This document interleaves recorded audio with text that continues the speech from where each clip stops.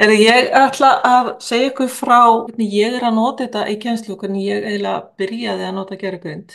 Þannig að ég kalla hana fyrirlestur frá hugmynd til framkvæmdar, gervigreind við hönnun og framkvæmd námskeiða. Ég ætla aðeins að segja ykkur örlítið hver ég er.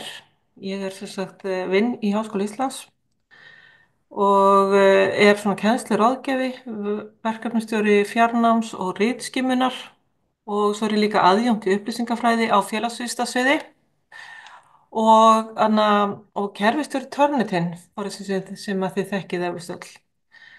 Þannig að ég er svona með svona nokkur hlutverk, nokkra hatta innan HÍ, en ég er búin að kenna ég hugsa að séu bara sveimi þá að verða 30 árið eða eitthvað. Ég var að kenna í Listaháskólanum alveg í 9 ár og ég hef kennt í Tækniskólanum, Borgarholtsskóla, einhverjum grunnskólum, þannig að ég kom mjög víða í kennslu og finnst alveg opaslega gaman að kenna. En svona núna er áhugi minn svona mestur raunar á háskólakennslu, og þið svona sem eru hérna að kenna í grunnskólum og framhaldsskólum á öðru skólastigum, þannig að þið verði bara að eiginlega, að því ég auðvitað hugsa þetta og er að segja frá minni kennslu sem eru þetta háskólastigi, en ég held þetta fari alveg á milli, maður geta alveg nota aðferðir alveg óháð skólastigum. En þetta er auðvitað svolítið já, svolítið háskólafókus á þessu hjá mér.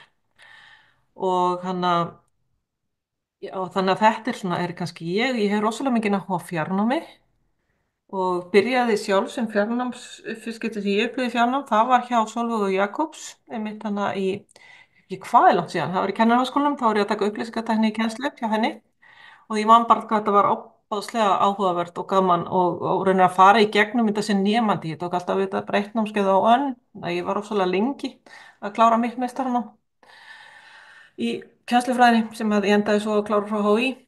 Þannig að já, þannig að ég er allan að rækma á það og held að sé ekki sniðut að vera í of miklu námi með fullri vinnu og fjölskyldu. Það er töff. Það eru það sem mörg ykkar eru hérna að upplifa sem eru hérna í námi. En þetta sem við ætlum að ræða, að gervigreindin, hún er auðvitað orðin sko bara mjög öflugir stuðningsaðili og svo er misjafnt maður að heyra svona alls konar, það má nota þetta, það má ekki nota þetta, það er bannað að nota og annað slíkt.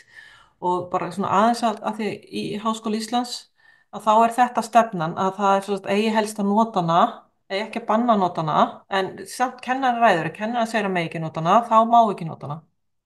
Þannig að það er raunar bara að kenna þessu ræður og þá þetta þarf kennarinn að vita hvernig er þetta að nota hana og ég held þetta séu stundum hræðisla við hvernig maður á að nota gjörgrindina sem maður er ekki beint kannski að þóra að nota hana. Og þannig að ég held þetta tengist í eitthvað. En við komum svo kannski að það sína það setna. En við ætlum svo að ég ætla svona að fara inn á bara hvernig ég hefur verið að nota gjörgrindina til að búa til námskeið og endurskipuleggja námskeið, gera kennsluáætlun, hvernig ég hef svona búið til kennsluefni og, eh, og svo er þetta hægt að nota hana til að veita svona persónubundna endurgjöf sem sagt, þetta er alltaf formlegt hjá mér, bara hvernig hún veitir endurgjöf á verkefni, það er eiginlega það sem ég er að segja. Og svo aðeins að fara í svona kerfin, ég veit ekki hversu mikið þið eru sko þið eru eflust búin að vera að kynna ykkur þetta, kannski í náminu, ég veit að Tryggvi er að kenna ykkur, hann er alltaf að tala um gervigreind og hann að og svo er líka í kennslunni hver er að nota þetta í sinni kennslu og hver er að nota þetta virt í náminu sínu. Þannig að þetta er bara hvernig erum við að nota hann og við erum örgulega að nota hann öll á svolítið ólíkan hátt og jafnvel mismunandi kerfi. Spurning hvort þið séu bara nota ChatGPT eða bara Copilot eða bara Perplexity eða hvort þið séu að nota fullt af þessum verkfærum. Þannig að það væri svona þetta kannski líka á eftir gaman að fá svona smá umræðu um það, hvað eru að nota. Og svo svona bara að svona siðferðilega álita með efni sem að kemur alltaf alveg rosalega sterkt upp þegar við erum talað um gervigreind. Ég var til dæmis að vinna í því, við vorum svo sagt að greina gervigreindastefnur háskóla á Norðurlöndunum. Við vorum svo sagt frá 5 löndum og við bara komumst að því að það sem að allar þessar stefnur og leiðbeiningar og allt það byggðist allar bara á siðferðilegum álitefnum og allar áskorunni voru í samtíð við misnotkun í námi og fleira og við til dæmis í háskólanum okkar stefnur og alla stefnunar, ekki stefnur, það er bara byrður sem búið að gera stefnu en alla leiðbeiningar og allt, það byggja eiginlega bara á því að stjórnendur eru hræddir að nefndasvindli. Þetta er svona reaction, svona viðbrögð við því sem að allar þessar leiðbeiningar og fleira eru. Og það er kannski ekki alveg rétti grunnurinn til að búa til svona leiðbeiningar og stefnur að vera bara að gera þetta vegna þess að þarna er komið eitthvað verkfæri, nefndu getið notað þetta að svindla. Það er svona leiðileg nálgun, er ekki sammála því? Nei. Já, og þetta er, þú veist, það er bara allt sem er gegnum gangandi inn upp í öllum háskólunum, allan er það. Þannig að við þurfum einhvern veginn að breyta þessu og við gerum það bara sjálf held ég með því að sína fram á eða nota þetta og sína fram á bara hvað þetta er frábært tæki. Mér langar svona aðeins að fjalla þessi fjögur fyrirbæri, gervigreindin, vélrænanámið, tauganet og spunagreind. Ég veit ekki alveg hvort þið þykir muna þessu. Ég veit að þið Tryggvi Tægur hefur að kenna mörgum ykkar og sem er fyrst á fyrirlestara hans. Hann notar skapandi greind í dag fyrir þýðingu á General Artificial Intelligence. Ég er persónulega hrifnari af spunagreind. Þannig að það er þeir kannski að sjá sömu hugtök ólíkar íslenska þýðingar. En eins og þið sjá þarna á myndinni í miðjunni, þá er spunagreindin svona í miðjunni. Hún er sem sagt þetta kerfi sem að nýtir sko tauganettið og vélrænanámið og gervigreindina til að vinna. Þannig að hún er svona innst. Og hún hefur getu af því hún er að nota sem sagt tauganettið sem eru svona reiknilíkön sem eru sem sagt, þetta er svona undirgreind gervigreindar. Ég ætla að byrja kannski á vélrænanáminu. Vélrænanámið er undirgreind gervigreindar sem að nota svona meiri tölfræðilega greiningu til að búa til mynstur og annað slíkt. Þannig að hún notar þessa tölfræðilega greiningu til að læra á gögnunum og svo kemur tauganettið. Það er svona meira líka eftir starfseminni í mannsheilanum og vinnur semst úr þessum gögnum frá vélrænanáminu og læri mynstur. Þannig að þetta er svona, bara virkar svolítið eins og heilin í okkur. Þetta er svona alls konar litli taugar sem er að tengjast hver öðrum og er að greina upplýsingar og læra af fyrir reynslu og taka ákvarðanir. Og þetta er svona mikið notað í svona greina myndir, djúpnámi, talgreiningu og annað slíkt. Og svo kemur spunagreindin og það er þar sem að við erum svona eiginlega bara eingöngu. Og það bara þýðir það að hún er að nota hinn kerfin, tauganetti, vélrænanámið og gervigreindina til að svona líka eftir mannlegri greind. Og hún getur gert verkefni eins og maðurinn, eins og þið þekkið. En auðvitað sumt gerir hún betur og sumt gerir hún verr. Og hún er líka komin á þann stað að hún getur verið að kenna sjálfri sér. Það er búið að þjálfuna af x mörgum gögnum og það er kannski það sem er svolítið núna áhugjefni og fólk er að tala að kannski eftir x mikinn tíma þá erum við farin að nota ósvalega mikið af bara tónlist, myndum, textum, allt frá gervigreindinni og svo er hún farin að þjálfa sjálfa sig með eigin gögnum. Hún er farin að koma í hring og þá er alveg spurning hvert fer hún? Hvort þú séum ekki, kannski það sem er svolítið hættulegt að því þá verður hún kannski bara svona takmarkaðri með tímanum staðan fyrir að kannski þróast áfram.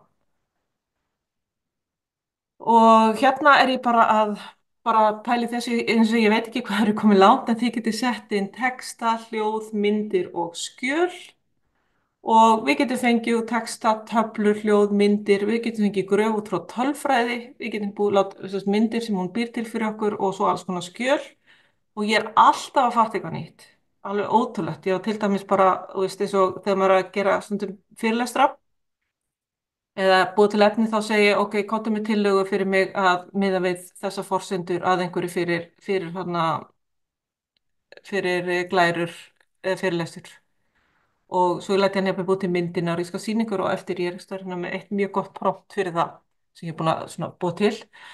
Og svo var ég alltaf að afrita þetta yfir, svona copy, paste og myndina downloada niður, setja inn og gera svo einhvern veginn bara var það bara stuð síðan að þá bara allt í einu svona heyrðu, þess að prófa að sjá hvort hann geti búið til PowerPoint-skjal fyrir mig svo ég segi ok, make PowerPoint file ég fekk bara PowerPoint file sem ég geti downloadað ég var bara, ég hef ekkert hugsað út í þetta það er fáránlegt hvað maður getur verið stundu svolítið tregur ég hef verið að búið til Word-skjöl, satt hann að búið til Word-skjöl úr gögnunum og annað slíkt, en ég hafði aldrei látið hann að búið til PowerPoint-skjal og ég var alltaf að kópera það.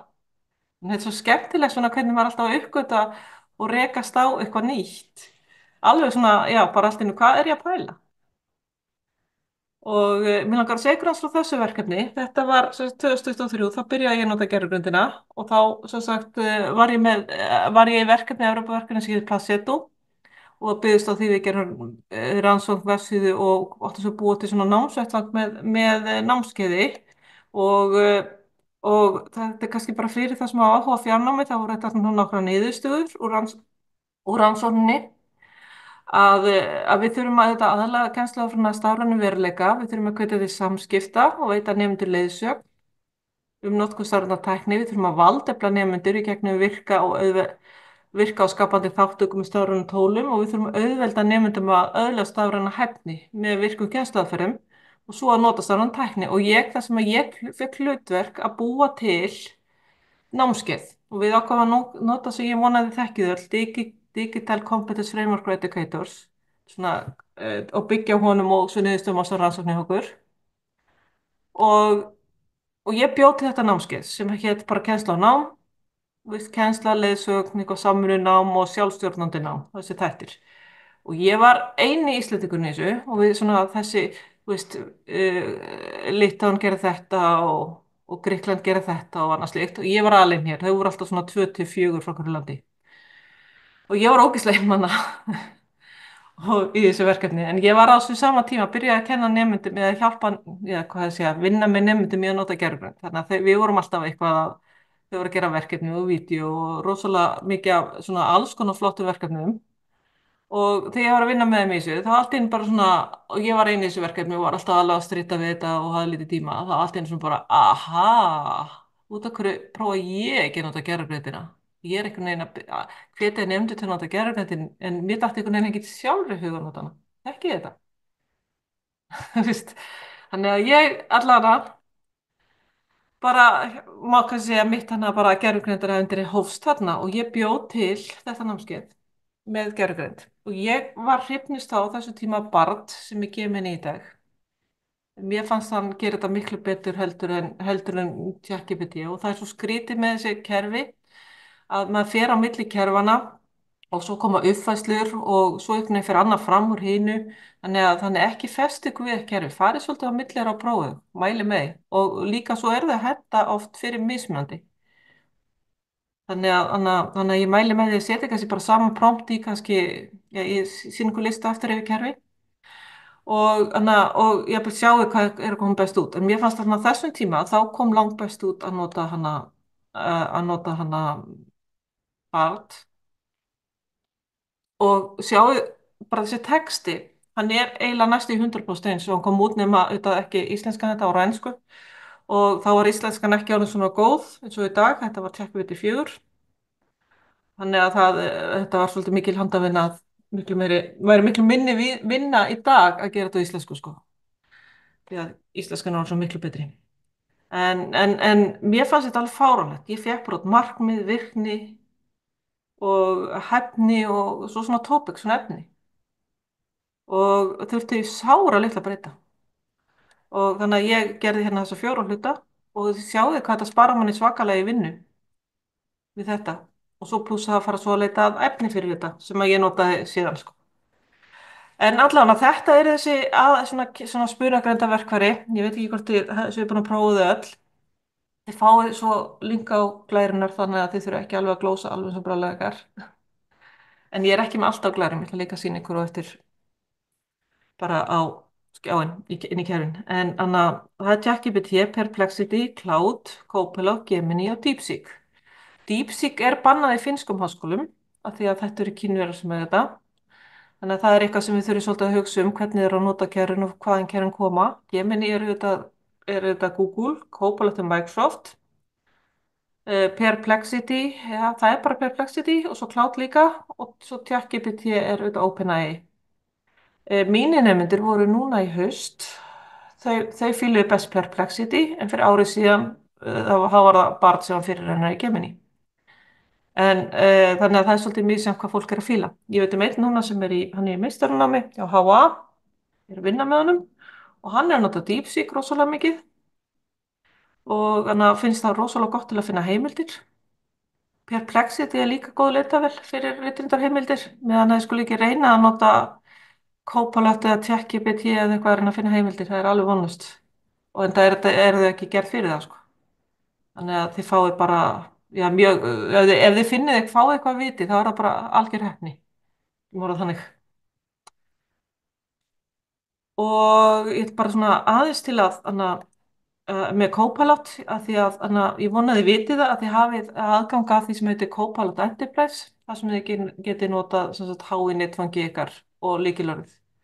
Og þá eru þið inn í umhverju sem áfram nokkuð örugt. Þannig að ef þið eruð svona að vinna með eitthvað gögn, viðkvæmari gögn eða eitthvað, þetta ámar aldrei ekki að setja viðkvæm gögnan inn, en ykkur analýsur eða farið verkefni nemenda eða eitthvað, þá getur við Copilot verið svolítið sniðut. Þetta er Copilot Enterprise, ekki ókeypis útgáfa. Og svo erum við líka auðvitað með þarna Copilot 365 en það er að kosta ykkur 50-60 á mánuði og þá erum við með Copilot inn í Word, inn í Excel, inn í PowerPoint. Þannig að það er svona 3 útgáfur sem eru núna af því. Og svo er ChatGPT, það er orðið kerfi sem að er alltaf við að vaksa og er hannað svona bara, er hannað fyrir textaskrif, þetta er hannað fyrir skapandi texta. Það er hugmyndin með ChatGPT. En það er núna, eins og við sjáum hér, að hérna er ég með skoðurinn efst uppi, sjáum þið hérna á ChatGPT 4, smelli á það, það fáið þið hérna niður, öll þessi verkfæri. Vitið þið, bara hristu höfuðið að segja og þeir sem eru í mynd, tekkið þið munin á þessum verkfærum. Vil ég fara yfir það bara snöggvast. Þannig að sko, núna er komið 4,5. Það er, sko, 4 er mótili sem við svona kemur upp og er default og ef þið eruð í ókeypis aðgangi þá fáið þið 4 mini sem að er hérna undir more models, ég er ekki með mynd af því hérna á þessari mynd. Og þar eru þið með, ég ætlum kannski bara að, hvað er svona ná bara í ChatGPT, maður sjá. Þannig að það sem munun á 4 og 4 mini er að íslenskan er betri 4 og 4 mini er bæði það að þið geta ekki sett eins mikið, það stoppar og þið geta ekki sett neitt fyrir þannig á morgun, það er bara eitthvað x mikið og íslenskan er líka lélegri. Ég ætla að setja hérna yfir, segja þetta hérna og more models, það er þessi hérna sem þið hafið aðgangað í ókeypis og 4 er gamalt og það er langliðlegasta íslenskan og svo sem engin ástæða til að nota það. Þannig að þið myndir nota 4 á mín í ókeypsútgáfunni en þið notið 4 og í áskriftarafgangi og þá eru þið líka með aðgang hérna til dæmis að 4.5. Það er grátt hjá mig núna vegna þess að ég er búin að eyða og þá, þetta er þannig að þá maður sé að borga að þá fær maður bara samt x mikið og fyrir 3 dögum síðan eða helgina þá var ég að fyrir verkefni nemenda og ég kláraði sem sagt já, það sem ég fæ meira í dag eitthvað, ég veit ekki, ég finn hvergi upplýsingar nákvæmlega hvað maður má mikið en þannig að 4 og í plussafgangi sem ég kaupi sem er eitthvað $20 pluss vaskur á mánuði 3.500 kall að það er, eins og segja, það get ég notað endalaust en þar eru gögnin mótilið þjálfa gögnum til október 23. Þannig að það er ekki nýri gögnaninni en hann notar ef svarið ykkar ef spurningin ykkar er þannig að hann veit að það er nýri gögn, þá fer hann hérna undir search, raunverulega, og smellir á það, eða leitar á því. Hann veit að þeir eru að leita nýri gögnum, til þess að spyrja hver er núverandi forsetinn í Bandaríkjunum. Þá veit hann alveg það að hann er ekkert með nýjustu gögnin síðan í október 23 og þá fer hann sjálfkrafa í search sem er bingleitavél að fer á netið og finnur upplýsingarnar. Og þið getið líka farið sjálf bara á ákveða að fara í search. En annars er það að nota 4 og 4.5 er betri íslenska og það eru þetta nýri gögn.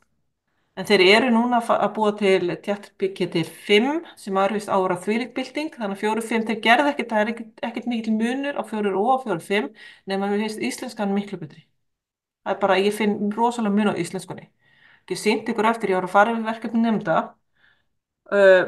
og var að nota gerfugrindina við það og svo þetta fer maður yfir því að það er alltaf, maður er ekki sammála öllu og annað slíkt, en ég þurfti ekkert að laga íslenskunum. Það er bara fyrsta skipti sem ég þarf ekki að laga íslenskunum. Þú veist, ég þurfti að laga, ég var ekki sammálinni eða eitthvað slíkt, ég og gerfugrindin voru ekki sammála. En stundum með eitthvað sko og eitthvað sem hún var svona kannski að það miskilja og svona en annars bara 4-5 er frábært og einn, það er best íslenskan en þar hafið þið bara eitthvað held ég bara þrjárskipanir á mánuði eitthvað svo lýsið sem gifta eitthvað ekki en ef þið eru til þess með eitthvað skýslu þurfa að þýða yfir á íslensku eitthvað svona svolítið stórt dæmi stærra dæmi þá myndi með að nota og einn og spara þessi, ég held að sé þrjúskipti og þetta er bara svona minni útgáfur, hraðar útgáfur af því og hafið kannski, og getið það kannski nota það þeir eru búið með og einn. En þannig að það er svona munurinn, 4 og, nota venjulega, 4-5 er svona fyrir svona kannski aðeins dýpri greiningu og nýrri gögn og betri íslensku og einn langbesta íslenskan. Þú veist það er langbesta íslenskan í öllum gerðugrindamódulunum og einn. Og svo eru þau hérna með deep research og ég skal sýna ykkur eftir. Ég var að prófa að búið til námsefni um helgina með því og það var bara ótrúlega gott. Það var bara allar heimildir stóðust og það var ekkert eitthvað svona vitleysa. Þetta virtist bara allt standast.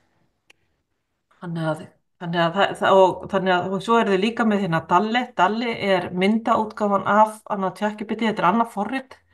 Það er hjálpa okkur að búið til myndir. Þegar við segjum að búið til myndir fyrir hún og virkja Dalli. Dalli er raunar sko ekkert rosalega gott forrit og þeir eru ekkert að þróa það meira því að ChatGPT til dæmis þeir ætla að vera með myndina inn í sínu kerfi og að hætta að nota Dalli og þá verðum við miklu flottara myndakerfi. En þeir eru ekki tilbúinu með það. Nota Dalli þangað til og Canvas er bara einfallega að vera eins og þannig kemur bara Canvas upp og ef ég myndi byrja að skrifa eins og hér þú veist, bara skrifum saman þá opnar hún hana svona svæði til að hana sem að er eins bara eins og Word eða eitthvað svoleiðis og við getum verið að vinna hérna saman í þessu.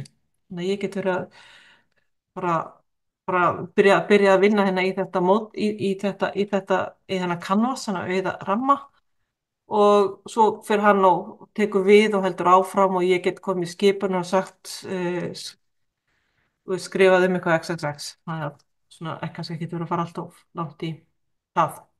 En allir núna sem vita öll þessi undirlíkön í hérna tjakkibiti. Eru þið mörg með keypt útgáfu? Mhm. Mér er fara að finna þetta, þú veist, ég var að pæla tímabili að hætta þessu því að það er komið Cloud og Perplexity og ég er sem tilkast ég með þetta en ég er alveg á því núna að þetta er alveg að borga sig að borga hennar pening á mánuði fyrir þetta. Hérna, já, ég hef glemt að sýna ykkur þetta. Já, þetta er nefnilega, það er ákveðstum að vera með glæra á minna að sjá. Sko, hérna er hægt að búa til spjallmenni og þetta er auðvitað alveg frábært fyrir kennara og þetta er að fara hérna færi bara í Create og þá getur þú búið til þetta eigin spjallmenni en að þú getur sett inn þín gögn og til dæmis ef þú ert með eitthvað afmarka kennsluefni þá getur þú búið til bara fyrir það eða fyrir allt námskeið, sett allt kennsluefni og svo getur búið nefndum að búið að tala við námsefni eða leita að einhverju ákveðnu. Og þú getur verið með þetta svona alveg prívat, bara haft slóðin á það eða haft það public og þetta eru hérna, sjáðu hérna niður, eru fullt af snjallmennum eða bottum, hvað að kalla þetta og þetta eða eru með hérna hjá eins og hérna Creative Writing Coach frá ChatGPT, hann er nokkuð góður og þannig að þetta skiptir kannski máli um að vera svona að treysta svolítið aðeins sem býr þetta til en þið sjáu það alveg hellingu til og þið getur leitað og þess hérna í rannsóknir þannig að þetta er bara eitthvað sem getur nýst nefndu núna í námi eftir þessum verkfærum. Þannig að ég mæli með því að skoða svolítið þessa botta. Og svo er nýtt, svo já, konsensus er líka svona, það er svona rannsóknar líka til að hjálpa sér að leita bara á að segist leita bara í ritrindum greinum. Þannig að staðið fyrir að nota sko ChatGPT 4 og þá fer maður frekar en þessi kerfi og ert að vinna eða þú ert að vinna eitthvað fræðilegt. Og svo er Sora, það er vídeo. Það bara var að koma, ég er ekki búin að prófa það. Þannig að þá áttu að geta sett bara einn mynd og unnið vídeo úr þessu og þú hefur líka bara eitthvað takmarkað í þessum fylgi pluss áganginum eitthvað smávegis að gera eitthvað smávegis. Þannig að ég er ekki búin að prófa það. en mæli með því að þið hafa áhuga á þessu að prófa þetta. Og svo vitið þið líka að þið getið búið til í Notebook LM frá Google, þá getið þið búið til hlaðvarp frá með því að setja inn PDF-skjal, getið þið látið tvær raddir tala um skjal. Þetta getur verið mjög gaman að láta, já, bara vinna með nefndum í að gera.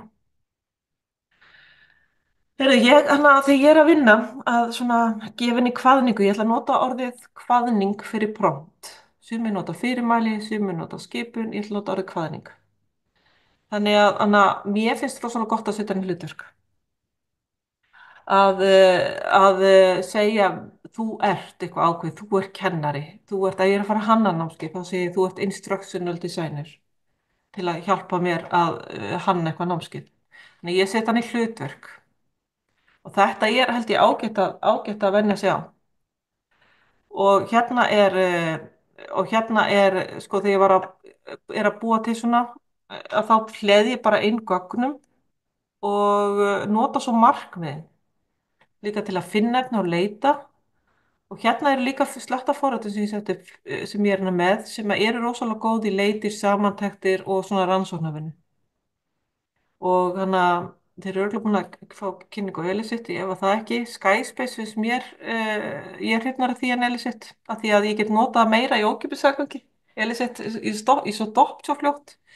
Skyspace er fínt en virkar mjög svipað Elicit. En að það er hérna að leitara greinum og kemur svona samantektir og sömmari og ég get sett einhver engið tala við hana. Hann lefur mér að gera alveg helling nema hann lefur mér ekki að keyra út heimildir. Þá var ég bara að nota handafinn á það í ókeypis aðgangi. Þannig að það er líka, þú veist, að því að vesinni með sömu svo skæt, þá verður bara að kaupa þér aðgang. Það, maður er ekki alveg, getur ekki verið að kaupa aðgang á öllu. Og það er svolítið að velja að hafna. Og mér finnst svona, þetta er þetta bara velvægt tungumál, mér er samskiptamáli, við erum hana, það er ekki allir alltaf saman um þetta sem ég vilja meina getur bara sagt hvað sem er þú getur það, en ég finn ofta að ég verð svona fínpúsa og vera aðeins skýrari þegar ég er að gefa skilaboð. Og mér finnst það rosalega gott að spyrja gerfugrindina ef þú ert ekki viss um hvernig er best bara hvernig búð þú til prompt fyrir mig. Skrifaði kvaðningu fyrir mig. Þannig að þá er maður ofta að fá svolítið flott út.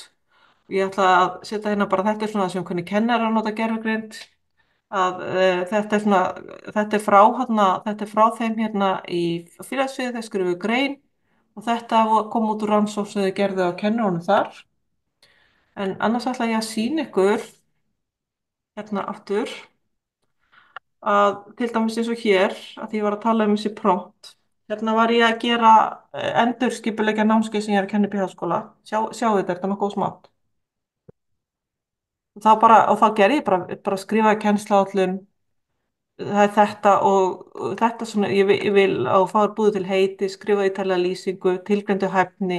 Veist, ég er bara tekin að stíðina því sem ég vil fá út og afrita svo bara úr kennsluskrá Háskóla Íslands af því að þar er lýsingin til og þá fæ ég, eins og hérna fekk ég út svona og svo þetta ég breytti sig ekki, ég notaði þetta ekki alveg eins en ég var með þetta, hafði kennt að námskeið áður en ég svona sá nýju þættir og gætt breytt inn og fekk hérna tillögu að kennsluefni, tillögu að myndbandi, það var svona, eins og þetta ChatGPT er ekki gott í því, ég þurfti að fara svo annað að finna betra efni. En líka mér fannst svolítið flott að því bara skilgreina hvað nefndur eru lengi með hver vinnutími væri því ég skiplega alltaf út frá, ég er alltaf að hugsa hvað nefndir lengi að lesa, hvað nefndir lengi að horfa, hvað nefndir lengi að vinna verkefnið. Þannig að ég fekk það líka upp, þannig að mér fannst þetta að koma ágætt hlut. Og sjá henni efst, bara make a good prompt for deep research, að því ég ætla að fara að nota það kerfi og veitum það að fara að nota það kerfi, about the topic, new techniques and the future of social media, very social media heading. Og þarna er ég að fara að búta kennsluefni um þetta efni því ég fann ekkert almennt efni á netinu og bara líka það að ég var svona kannski komið svolítið í tímaþröngum helgina að búta til fyrir mánudaginn og þannig að og þá kemur hún sjá hvað hún kemur prompti sem hún kemur með fyrir mér, bara prompt, research topic, objective, key areas, technological, user behavior, impact, evaluation, hún kemur alveg með allt sem hún vill að deep research leiti í þetta efni fyrir mig.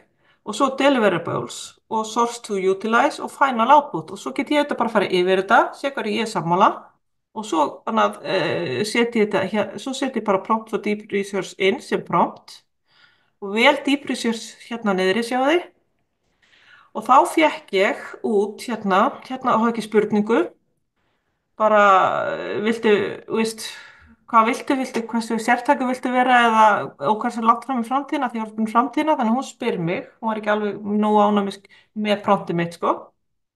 Og þá sem bara frábært og þá er ég komin hérna með grein sem hún býr til handa mér, þau, alveg ógeð, rosalega langa og fína og, og heimildaskrá í lokin og ég þarna glemdi þetta að spyrja um það að láta hann að setja upp í APA, en svo tók ég þetta og vildi fá þetta á íslensku. Ég veit ekki með deep research, það getur vel verið að vinna bara beint fínt á íslensku, ég veit það ekki, ég hef ekki prófað, það er fyrst ég sé að nota. Og þá bauðu mér, sko, viltu fá þetta, sko, sem ég fann svolítið flott, viltu fá formal tone fyrir publication eða vera meira casual and accessible. Ég sagði, ég vil vera meira casual and accessible, þetta er fyrir mína nefndur.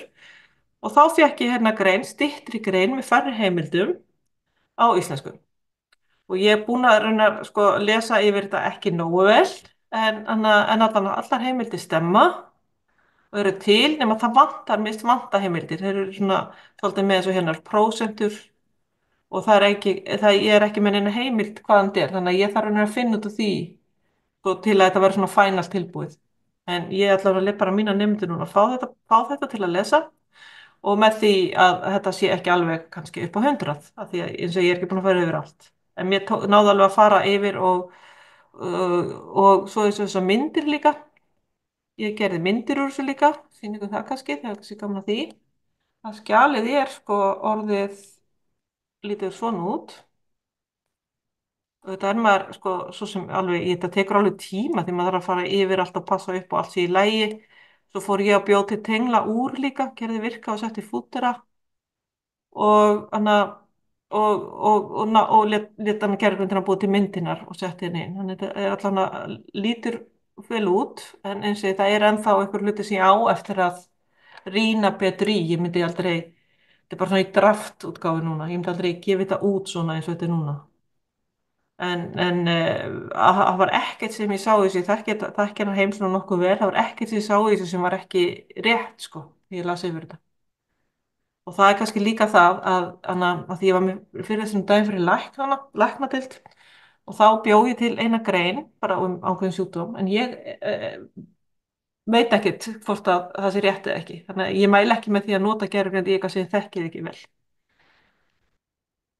Svo getum við líka notað gerðugreindina til að fara yfir verkefni. Ég ætla að sýna henni svona dæmi um eitt verkefni sem að ég var að prófa að nota gerðugreindina.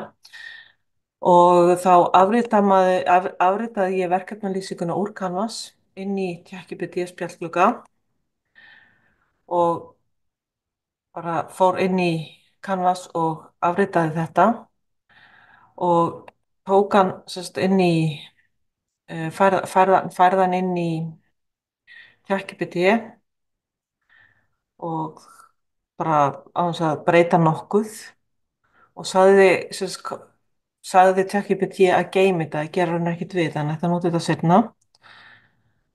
Og síðan tók ég matskvarða sem var fastuðu verkefni í Canvas og flutti hann líka bara afritaðan, bara copy-paste, bara með músinni og flutti hann yfir í ChatGPT.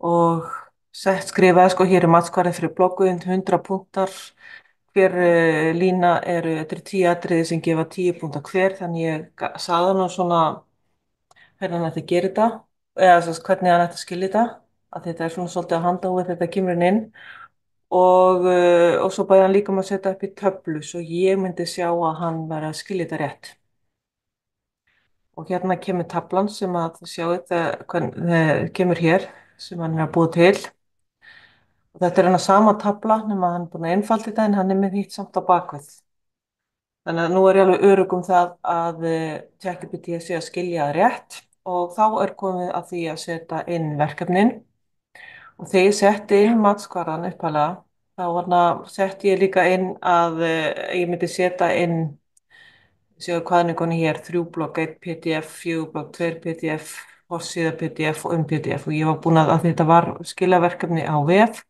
á PDF eða ég þessar síður á vefnum til að það væri einsalstar og þegar kemur endurgjöna svo að ég vildi byrja að gefa heildarumsögn og svo fyrir blogginn og síðan setti ég hérna bara inn bara hér er bloggvefur nefnda númer þetta, verslan er þetta og smelli hérna á plussin til að hengja inn verkefnin og lótaði, næði þau inn á tölvuna mína og þetta voru 4 PDF-verkefni sem ég hengdi við og þá fer ég inn og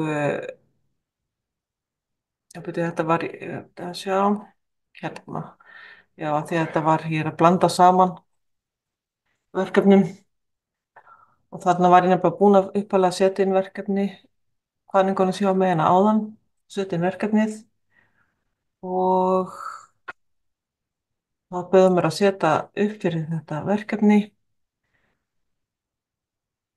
og já, sjá, aðeins, alveg að þessu, og sjá hvaðningin, þannig að ég gef henni meiri hvaðningu og þá kemur hún með heildamat og einkunnatöflu. Hún kemur með fyrir hvert þátt, þetta voru 10 þættir, 10 punktar max og kemur hérna með rökstuðning fyrir einkunni. Og svo hérna í lokakafla í blokkunum þá vill hann hafa aðeins meiri tengingu við inngang. Þetta er eitthvað sem ég þarf síðan að athuga. Eh, ég fer yfir þetta og athuga hvort sér rétt og hefur reikið með það að stundum er þetta ekki alveg rétt. En þetta getur svona hjálpa manni og flýtt fyrir manni. Og ég bað hann ég held ég að glemt að segja það, ég bað hann að skrifa í annari persónu frá mér til þín og vera svona svolítið casual og friendly og aðgengilegu texti. Og mér var svolítið skemmtilega hérna vel gert, ég er virkilega ánægð með þitt framlag og ásakið sem fær líka hrós. En nú get ég nýtt mér þetta til að setja inn í Speedgreater í Canvas ef að ég er sammála gerðurmyndinni og það á bara eftir að koma í ljós. En að sjá, en svo ætla ég aðeins að tala hvernig nemendur í háskólu nota gerðurmyndina í sín námi. Að það er hægt að nota til aðstoðs við ritgerðir og verkefni, fá hugmyndir að titlum, skipulagi, þegar gerðurmyndunum að skipuleggja fyrir sig ritgerð eða grein og að lesa yfir. Ég held að það sé svolítið sem er svolítið gott að þegar gerðurmyndina að lesa yfir, hún getur sagt þér þá hversu góð skrifiðin eru. Og hérna tók ég bara upp þessi forrit sem að mögulega er hægt að nota, ChatGPT, Copilot, Cloud, Gemini, Perplexity og DeepSeek. Og það er hægt að nota forrit sem heitir Elysis, Skyspace og Sky til að taka saman fræðigreinar. Það er hægt að leita að efni með Semantic Scholar, Elysis, Skyspace og Scopus.ai sem við erum reynir ekki með aðgangi í augnablikinu en námsbókasöfni er vist að semja það. Og við getum spurt út í námsefni, við getum leitað upplýsingum og svo getum við notað til að hjálpa okkur við svona sjálfstýringu námsum sem svona self-regulation sem er svona já, svona það er til alls konar tól, námsráðgjafar og bottar og fleiri tól. Þessi botti þá er ég að tala svona spjallmenni. Hérna langar maður að segja ykkur frá hérna nokkrum yfirlýsingum nemenda notkun gerðurmyndar verkefnum sem að var haustið 24 í desember. Og þar voru nemendur að prófa að nota gerðurmynd sem er í fyrsta skipti. Og þau sögðu þetta sem eru beinar tilvísun í nemendur að við undirbúningu verkefnis notaði höfundur upplýsingar frá spunagrein, Copilot og Perplexity. Þetta er kannski lesa þetta bara, en það er ekki list allt upp, en þetta er spurning að vera svona gegnsær í hvernig þú nota gerðurmyndina, hvort sem þú ert nemandi eða kennari, að sé vita hvernig gerðurmyndin er notuð Og hérna er svona dæmi úr verkefnu nemenda það. Og hérna var svona smá könnun sem ég gerði hjá eigin nemendum líka haustið 2024. Það er 92% af nefndunum sögðu að gerðugreind hafi aukið gagnrýna hugsun. Þetta eru þetta bara 12 nefnendur, þannig að þetta er ekki margir. Það er eitt sem að sagði, sem var ekki sammála þessu. En þetta er svona bara dæmi hvað nefndum allan þessu nefndahóp fannst. Og gerðugreind hefur hjálpað mér að fá nýjar hugmyndir. Gerðugreind hefur aukið skapandi hugsun hjá mér í náminu. Gerðugreind hefur hjálpað mér að móta og vinna verkefni. Og þú sjáu hvað þetta eru svona háar tölur. Og gerðugreind hefur sparað mér tíma í venjubundnum verkefnum og notkun gerðugreind hefur aukið skilvirkni mín í verkefnum og notkun gerðugreind hefur aukið áreiðanleika verkefna. Það var helmingur sem sagði það. Þannig að þið sjáuð að hjálpa á nýja hugmyndir, það er 3/4, allir nema einn sem að sagði þau ekki gagnrýna hugsun vegna þess að ef þú ert að gerðugreind þá þarftu alltaf að vera að rýna og pæla í hvort hún sé ekki rétt og þú ert að tjekka heimildir er það rétt eða ekki, þannig að það er aldrei hægt að nota efni beint frá gerðugreind án þess að þannig að fara vel yfir það. Þannig að þetta er svona bara smá dæmi hvað sem nemendur segja og hérna er svona beinatilvíðanir í nemendur kosti sem að þau upplýða að nota gerðugreind. Þau töluðu að það hefði hjálpað við mótun verkefna, hjálpað til við forrannsækni af verkefnavinnu og líka svona að hnýtt með þeirra upplýsingalit og ég mynd þrátt fyrir að þurfa að sannreina niðurstöðunar, það er alltaf að gera það. Hefur hjálpað mér að hugsa út fyrir kassan, hefur sparað mér tíma af sumt, hefur losað ritstíflu, það er mjög jákvætt. Aðskilja gerðugreind betur, að kynna fjölmörgum leiðum til að nota gerðugreind, til dæmis upp til að hjálpa fólki með ADHD, gefa hugmyndir við verkefni, fá hugmyndir að greinum til að lesa, skilja hvaða forrit eru til og hvernig að nýtast í kennslu, kynna leiðum til að flytja fyrirhjálpa og vinna beinagreindarverkefni, spara tíma, hjálpa mér að skilja hluti betur og móta hugmyndir, hugmyndavinna, gerð beinagrindar, önnur leið til að finna heimildir, gaman að sjá hvað stingur upp á sem hefur oft leitt með nýja brautir. Og líklegast oft þegar form tekur yfir það er þetta að maður getur líka eitt svolítið miklu tími í þetta. Fleiri sjónhörn, aðstofu, uppsetningu og skipulag, aðstofu leita heimildum, hjálpa að máta hugmyndir, hægt að þetta gerðugreind að dýpka skilning og efni sem annars er erfitt að skilja. Gott að nota við ritstjúpi til að koma sér aftur í gang, gerðugreind getur stungið upp á spurningum og efni sem tengist verkefni sem maður hefði annars ekki skoðað. Gott fyrir fólk með athyglisbrest til að koma sér í gang. Þetta eru kostinir sem nemendur allan að segja frá og svo eru ókostir. Og það er auðvitað svolítið bara að þú getur ekki treyst niðurstöðunum. Þú getur ekki treyst þeim. Það er mikið vinni að staðfesta allt sem hún kemur með. Og það er alltaf að fakttjekka. Niðurstöður eru ekki áreiðanlegar. Hún getur flýtt fyrir en samt. Og líka þessi svolítið áhuga Bergmannsvelli, það er orðaspurninga á réttan átt til að fá svar í áttundu þess sem leita er eftir aðstofu orðalagsspurninga mikilvægt svo nefndu sér ávinningin og áreiðanleiki svara ex með rétt orðum spurningum. En það er helling sem sem þarf að pæla í, það er líka ókostir. Svo kemur vandamál spunagreindar og gerðugreindar. Það er auðvitað að hún spinnur upp, hún lýgur. Það tala um svona halaus, sem er offsjónir og það er dýrt að þjálfa hana að keyra hana og það er mjög erfitt að laga eða uppfæra það ef þú ætlar að vinna meira inn í henni. Það er betur að taka það út og vinna með það þar. Og svo kemur alltaf með síku svörin og geta verið 5 mismunandi svör sem að öll eru ekki rétt eða kannski rétt þannig að það er að tjekka þessu.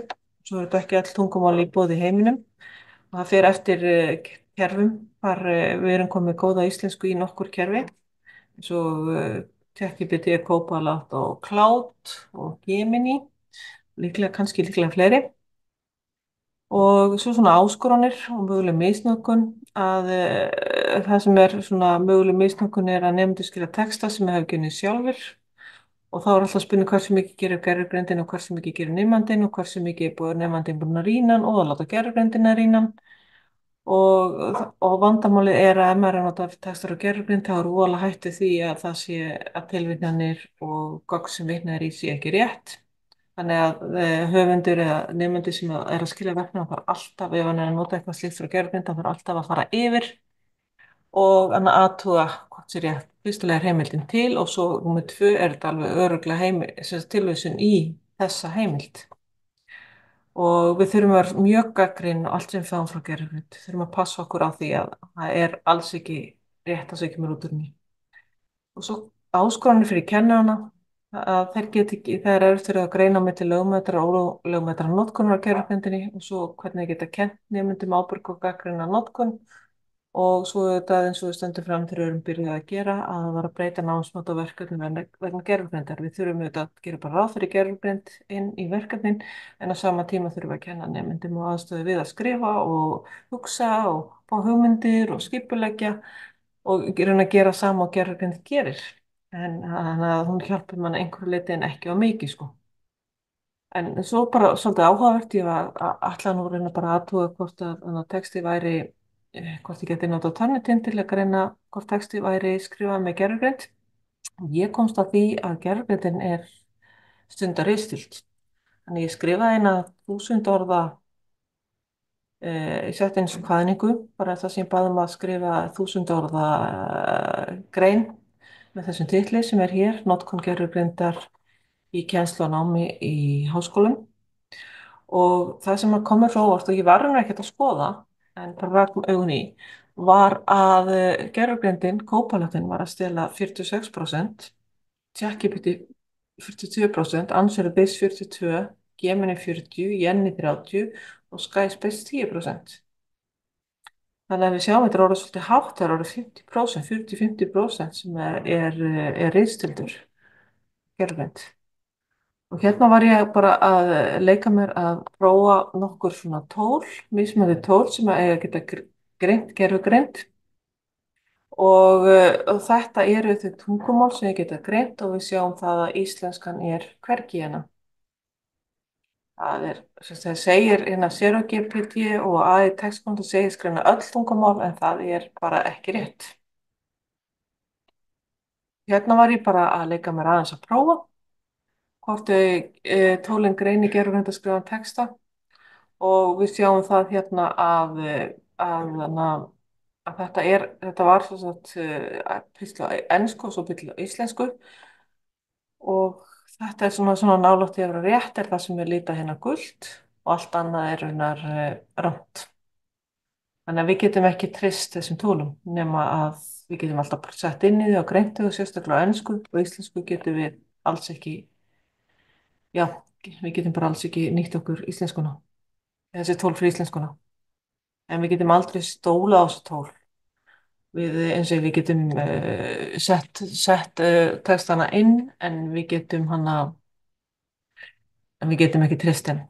Og þannig að skilaboðin frá Deborah Weber Wolf sem hefur skoðað svona heiðarleika í námi í mjög lengi og hefur verið að rannsaka ritstuld síðan 2002 að hún segir að hugbúnaður getur ekki greint ritstuld, hugbúnaður getur ekki sett til að spunagreind hafa verið notað við skrif, hugbúnaður er aðeins verkfæri. Þetta er eitthvað sem við þurfum að hafa í huga, þannig að við þurfum þannig að þó að hugbúnaður sé til staðar að þá er honum ekki treystandi. Svo svona örlítið siðferðileg álitaefni og ábyrga notkun. Hver er það sem ber ábyrgð á svörum og niðurstöðum gervigreindar? Þannig að ef að þú ætlar að nota efni frá gervigreind þá er það þú sem ber ábyrgð á efninu og það er þín ábyrgð að efni sé rétt og að það sé ekki skáldskapur og tilvitnanir og annað sé rétt.